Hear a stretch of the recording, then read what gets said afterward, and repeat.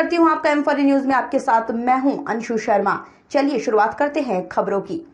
बागपत में 1 करोड़ रुपए की फिरौती के लिए जिस लोहा कारोबारी आदिश जैन का अपहरण हुआ था, उसे पुलिस ने आखिरकार 9 घंटे की घेराबंदी से घबराए बदमाश व्यापारी आदिश जैन को बागपत के रटोल गांव के जंगल में छोड़कर भाग निकले। पुलिस ने व्यापारी को सकुशल बरामद कर राहत की सांस ली है। वहीं जिन बदमाशों ने अपहरण किया उनके बारे में भी क्लू मिल गया है और जल्द ही उन्हें गिरफ्तार किए जाने का दावा एडीजी मेरठ जोन राजीव सबरवाल कर रहे हैं। अपहृत व्यापारी ने बताया कि 3 बदमाश गलती से उनका अपहरण कर ले गए थे। हालांकि पुलिस की ये थ्योरी किसी के गले नहीं उतर रही है। बागपत पुलिस ऑफिस में बैठे ये वही व्यापारी आदिश जैन हैं, जिनका बड़ौत से बदमाशों ने सुबह के वक्त अपहरण कर लिया था। उन्हीं के फोन से परिजनों को फोन कर 1 करोड़ रुपए की फिरौती मांगी थी। अपहरण और फिरौती के इस मामले की गूंज लखनऊ तक पहुंची तो आईजी मेरठ रेंज प्रवीण कुमार, उनके कुछ देर बाद एडीजी मेरठ जोन राजीव सबरवाल भी बागपत पहुंच गए। मेरठ, मुजफ्फरनगर, गाजियाबाद, बागपत ही नहीं बल्कि हरियाणा के सोनीपत की सीमा को भी सील कर दिया गया। नतीजा ये हुआ कि बदमाश खुद को घिरता देख व्यापारी को बागपत के ही रटोल गांव में छोड़कर भाग निकले। बागपत पुलिस ऑफिस में एडीजी मेरठ जोन राजीव सबरवाल ने प्रेस कॉन्फ्रेंस में इस अपहरण कांड का खुलासा कर दिया।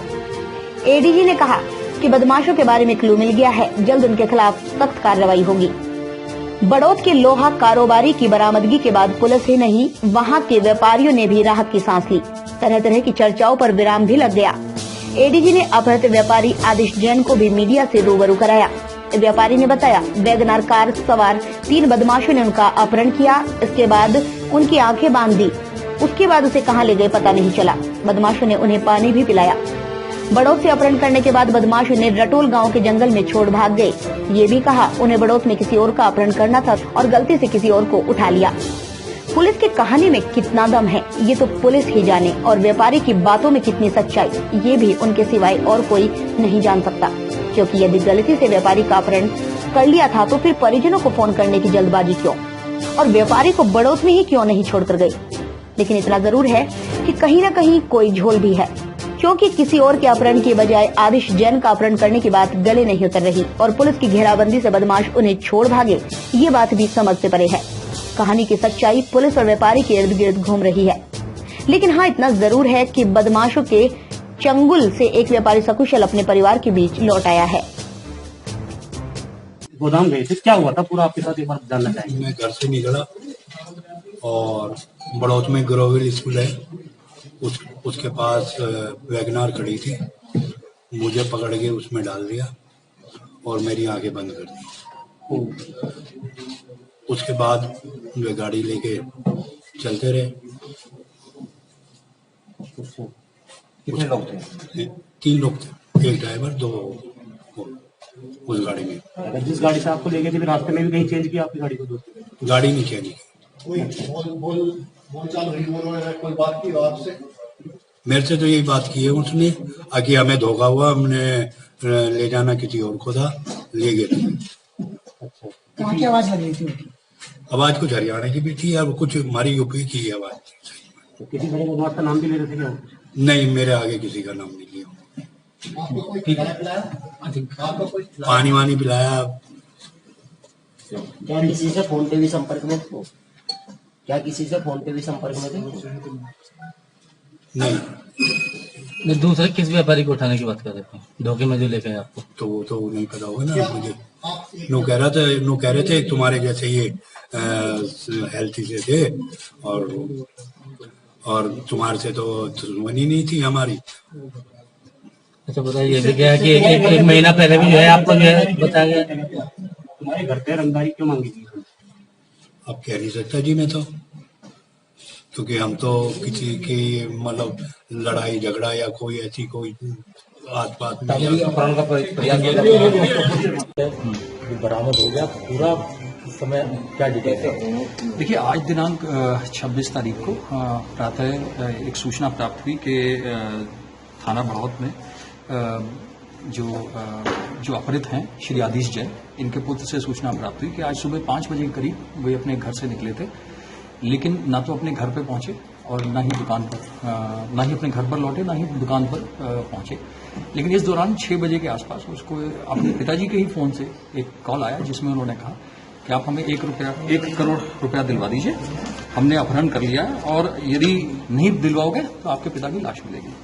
इस घटना की संवेदनशीलता को देखते हुए तत्काल पुलिस अधीक्षक बागपत ने आसपास के सभी जनपदों को अलर्ट किया, प्रदेश के बाहर भी और प्रदेश के अंदर के जो जनपद गाजियाबाद, मुजफ्फरनगर, मेरठ और बागपत की तो लगे हुए थे। साथ में बगल प्रदेश के सोनीपत जनपद को भी एसपी साहब ने खुद बात किया और सभी जगह एक सघन चेकिंग का अभियान चलाया गया।